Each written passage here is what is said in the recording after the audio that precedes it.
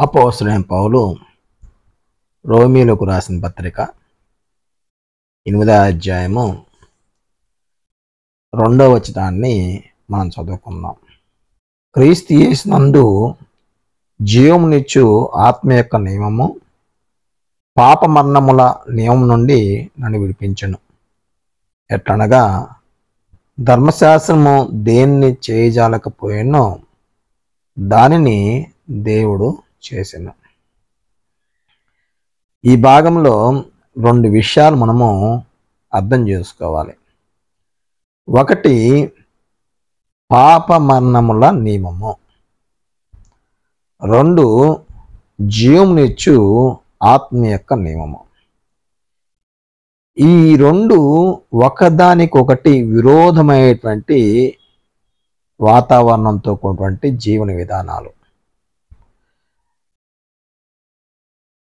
ఈ లోకంలో అనేక మంది ప్రజలు, ఈ లోకంలో ఎక్కువ భాగము పాపము మరణముల చేత వారి జీవితాలు కొనసాగిస్తూ ఉన్నారు. పాపము ఏలుబడి చేయటం ద్వారా మనిషి మరణ దశలో ఉన్నాడనేది వాస్తవము. అంటే పాపము ఒక నియంతగా ఆ వ్యక్తిని పరిపాలిస్తూ ఆ పాపము చెప్పినట్లుగానే తనకి దాసుడై తన జీవితాన్ని కొనసాగించుటయే మరణదశ. దేవుడు ఇలాంటి తక్కువ స్థాయిగలైనటువంటి జీవితాన్ని జీవించడానికి మనిషిని సృష్టించలేదు. ఈ లోకంలో దేవుడు సృష్టించిన విధానము మనిషి ఉన్నతమైనటువంటి జీవితాన్ని కలిగి జీవించాలనేది దేవుని యొక్క ముఖ్య ఉద్దేశం. ఒక మనిషి పాపంలో బ్రతికి పాపంలోనే చనిపోవటం అనేది చాలా భయంకరమైనటువంటి సంగతి. దేవుడు మనిషిని పాపంతో పుట్టించలా. తల్లి గర్భంలో నుండి వచ్చిన ప్రతి శిశువు పాపముతో పుట్టినవాడు కాదు. ఆ బిడ్డ పవిత్రుడు, దేవుని పోలికలో దేవుని స్వభావంలో సృష్టింపబడినవాడు. దేవుడు ఆత్మను అనుగ్రహించాడు. తల్లిదండ్రుల ద్వారా మనము ఆ శరీరాన్ని పొందుకున్నాం. ఈ రక్త మాంసములో కలిగినటువంటి దీంట్లో దేవుడు ఆత్మ నుంచి ప్రాణం చేత ఈ లోకంలో మన యొక్క జీవితాలు కొనసాగుతున్నాయి. దేవుడు మనలో కొన్ని సహజ కోరికలు పెట్టాడు. ఆ కోరికలు తీర్చుకోవడానికి చిన్నప్పటి నుంచి కూడా మనము ప్రయాసపడుతూ ఉన్నాం.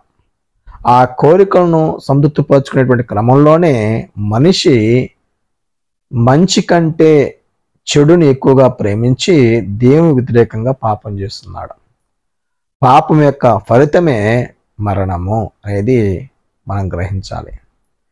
పాపము చేయటం అనేది ఒక ఎత్తు అయితే, మరణంలో బ్రతకటం అనేది అది చాలా బలహీనమైనటువంటి స్థితి. అలాంటి వ్యక్తులు ఆత్మీయమైనటువంటి ఆలోచనలకు దూరంగా ఉంటారు. వారు దైవ మార్గాన్ని అంగీకరించరు. వారు దేవుని వైపు వారి యొక్క ఆలోచనల్లో, దేవుడు ఏ ఉద్దేశంతో అయితే మనిషిని సృష్టించాడో ఆ ఉద్దేశాన్ని తెలుసుకోవడానికి కానీ ఆలోచించడానికి కానీ వారి మనసులు వాళ్ళ హృదయాలు స్పందించవు. వాళ్ళు కఠినమైనటువంటి హృదయాలతో బ్రతికేటువంటి ప్రజలుగా ఉంటారు. వారి చెవులు దేవుని జ్ఞానానికి వినడానికి అంగీకరించేటువంటి పరిస్థితిలో ఉండవు. కానీ వారు చేస్తున్నంత కూడా వ్యర్థము అనేది దేవుని యొక్క జ్ఞానం తెలియజేస్తుంది.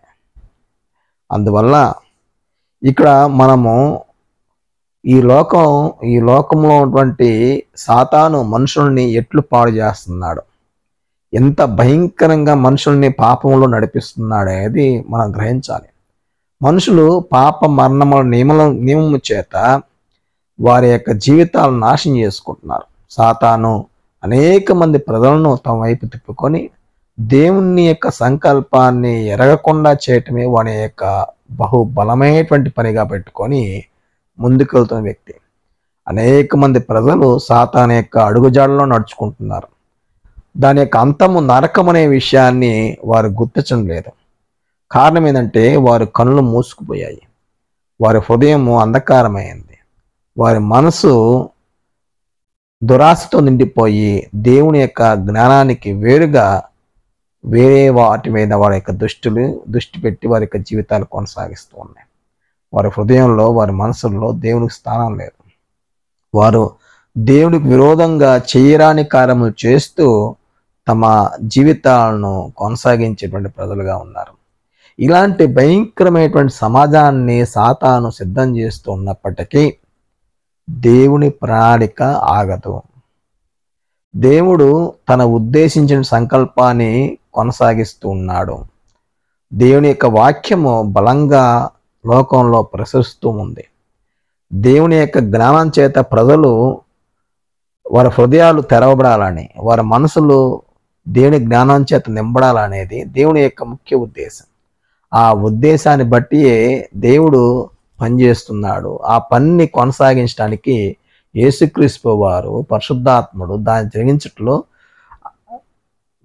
తీవ్రంగా ముందుకెళ్తూ ఉన్నారు. అయితే ఇక్కడ మనం నేర్చుకోవాల్సినటువంటి విషయం ఏంటంటే, దేవుడు ఎవరిని కూడా బలవంతంగా తన యొక్క సంకల్పాన్ని రుద్దటానికి ప్రయత్నం చేయడు. దేవుని యొక్క మాటను, ఆయన యొక్క చిత్తాన్ని అంగీకరించేటువంటి హృదయం కావాలి దేవుడికి. ఆయన సంకల్పాన్ని అంగీకరించేటువంటి మనస్సు కావాలి దేవుడికి. అలాంటి వారిని తన కృపచేత ఆకర్షించి క్రీస్తు యేసునందున్నటువంటి జ్ఞానాన్ని అనుగ్రహించడానికి దేవుడు సిద్ధంగా ఉన్నాడు. ఎంతమంది అయితే దేవుని సంకల్పాన్ని గురించిన జ్ఞానాన్ని చేత నింపడాలని దేవుడు యోచిస్తున్నాడో, అట్టి సంకల్పం అంతే కూడా నెరవేరే వరకు ఈ లోకము కొనసాగుతుంది. యేసుక్రీస్తు రెండో రాకడ సమయానికి దేవుడు ఉద్దేశించిన సంకల్పంలో పాలి భాగస్థులుగా ఉండబోయే వారందరూ కూడా ధన్యులు.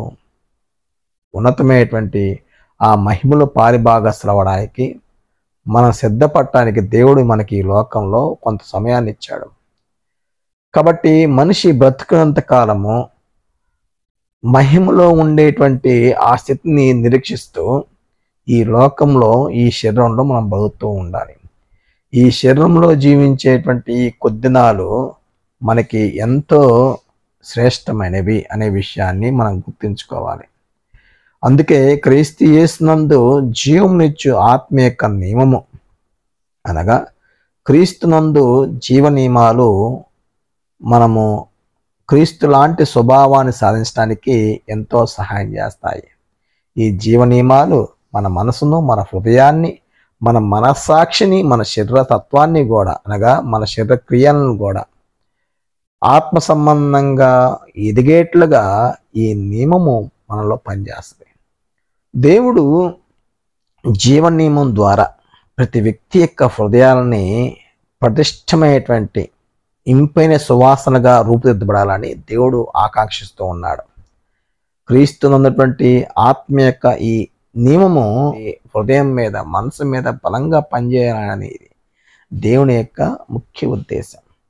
దాని కొరకు యేసుక్రీస్తు మన కొరకు పనిచేస్తున్నాడు. ఆయన యాజకత్వం పనిచేస్తుంది, ఆయన యొక్క రాచరికం పనిచేస్తుంది, ఆయన కృప, ఆయన మనకు రక్షకుడుగాను, మన పోషకుడుగాను ఆత్మ సంబంధమైన ప్రతి ఆశీర్వాదాన్ని క్రీస్తునందు దేవుడు అనుగ్రహించడానికి మన యొక్క క్రీస్తు యొక్క స్వభావ సాధనలో ఆయన బలంగా పనిచేయడానికి సిద్ధంగా ఉన్నాడు.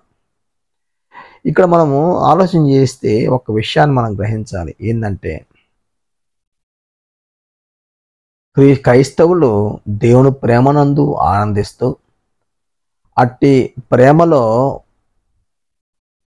ఉన్నతమైనటువంటి వాతావరణం మధ్య ఎదుగుతూ విశ్వాసాన్ని కొనసాగిస్తూ నిరీక్షణను కొనసాగిస్తూ జీవితాన్ని ఈ లోకంలో ఉన్నటువంటి ఈ యాత్రలో వాళ్ళు సాధించాలి.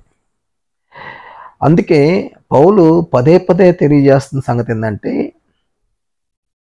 జీవమునిచ్చు ఆత్మ యొక్క నియమము క్రైస్తవుని యొక్క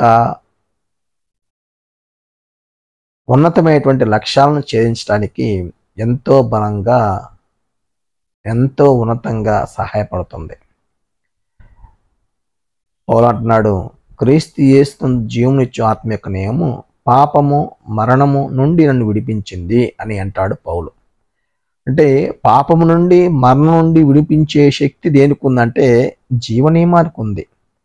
జీవనియమం ద్వారానే ప్రతి వ్యక్తి పాపం నుండి మరణం నుండి విడిపింపబడగలడు అనే విషయాన్ని మనం గ్రహించాలి. అందువల్ల క్రైస్తవుడు జీవ నియమాలను ఇష్టపడాలి. ఏమిటి జీవ నియమాలు? ప్రేమ, కనికరము, జాలి, దీర్ఘశాంతము, దయాలత్వము, ఆశ నిగ్రహము, సహనము, ఓర్పు, విశ్వాసము, ఇలాంటి నియమాలకు క్రైస్తవుడు లోబడి బ్రతకగలిగితే, ఆ నియమాలను అంగీకరించి ఇష్టపడి జీవితాన్ని కొనసాగించగలిగితే, ఆ ఆత్మఫలము తన యొక్క జీవితాన్ని ఉన్నతమైనటువంటి మహిమ వైపు నడిపించుద్ది. ఎప్పుడైతే క్రైస్తవుడు జీవ నియమాన్ని అనుసరిస్తాడో, ఆ నియమాలను బట్టి జీవితాన్ని కొనసాగిస్తాడో, పాపము మరణము అతని మీద ప్రభుత్వం చేయదు. దురాశకు లోనయ్యేటువంటి వైఖరి తనలో కొనసాగదు.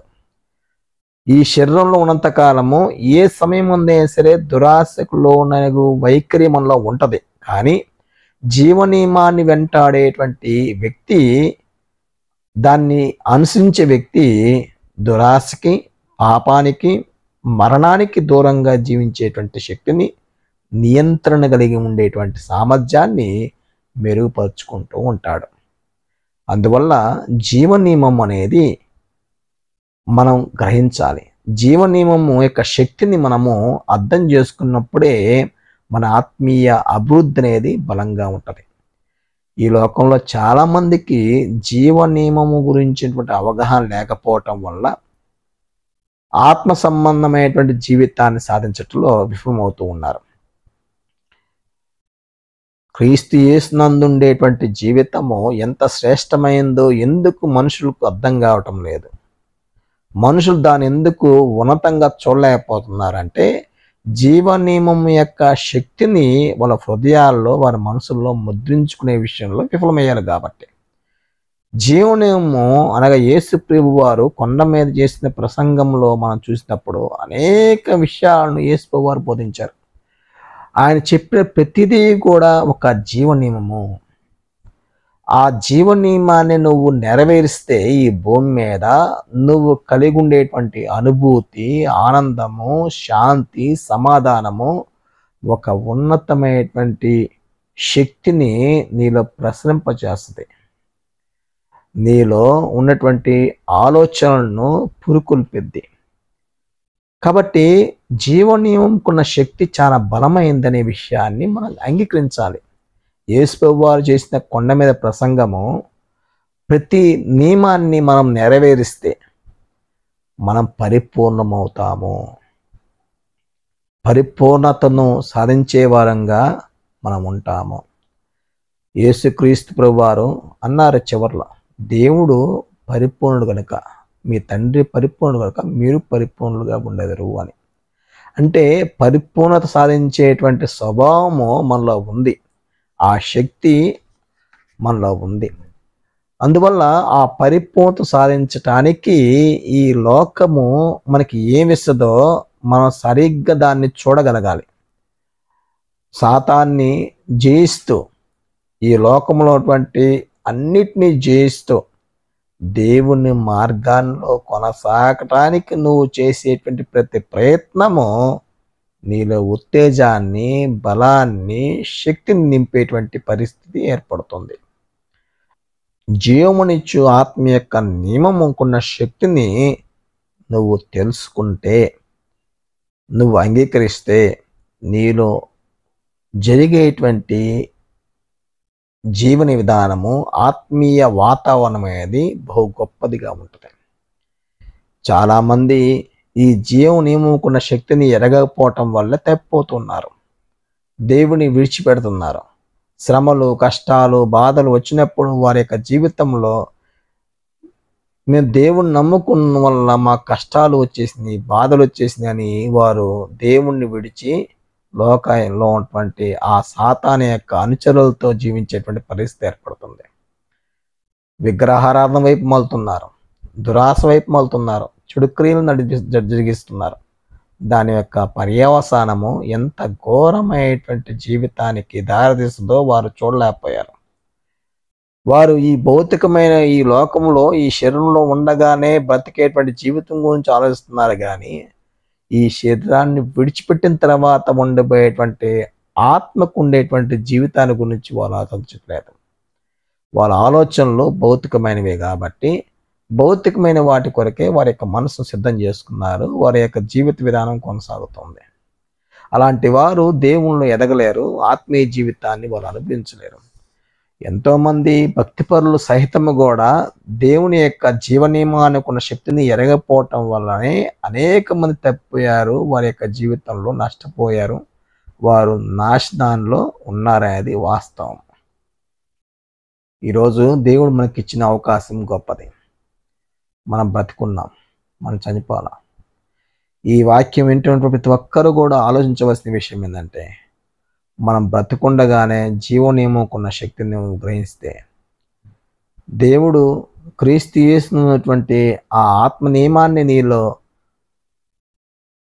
ఇష్టపడి నీ జీవితాన్ని నడిపించుకోవడానికి నువ్వు ఆలోచింపు చేసిన వాడివైతే నీలో క్రీస్తు యొక్క స్వారూప్యం వర్ధిల్లుతుంది. క్రీస్తు లాంటి కుమారులు కావాలనేది దేవుని యొక్క ఉద్దేశం. క్రీస్తు లాంటి గుణాలు పెంచుకోవడానికి నువ్వు నీ జీవితాన్ని సాధకం చేసుకోగలిగితే నీ యొక్క ఆలోచనలు కానీ, నీ అభిరుచులు కానీ, నీ అలవాట్లు కానీ, నీ మానసిక శక్తి కానీ అంతే కూడా అద్భుతంగా పనిచేస్తుంది. నువ్వు వేసే ప్రతి అడుగు దైవికంగా ఉంటుంది. నీ ఆలోచనలు ఉన్నతమైనటువంటి దైవజ్ఞానం